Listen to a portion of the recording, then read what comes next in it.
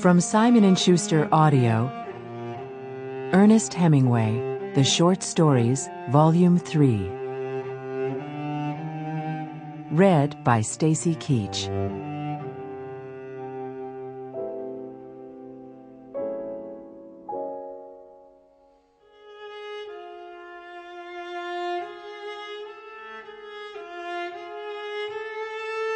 An Alpine Idyll.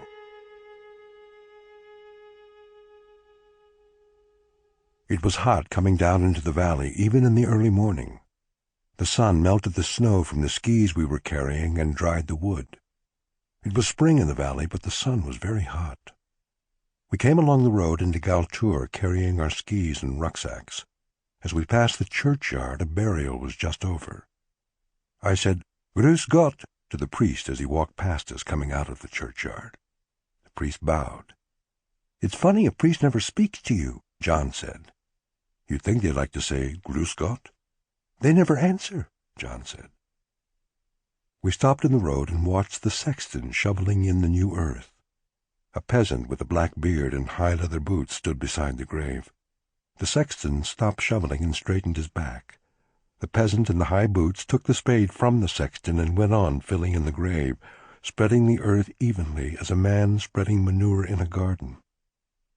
In the bright May morning, the grave filling looked unreal. I could not imagine anyone being dead. "Imagine being buried on a day like this," I said to John.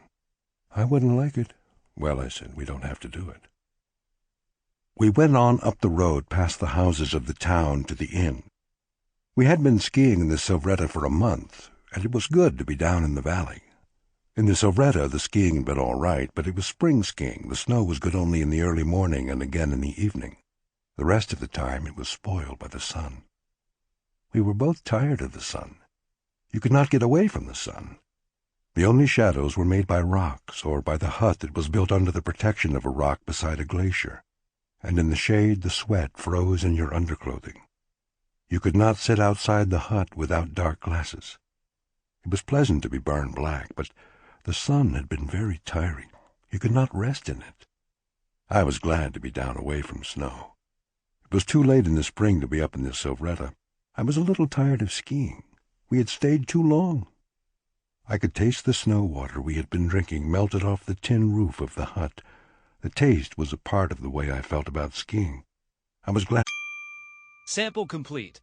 Ready to continue?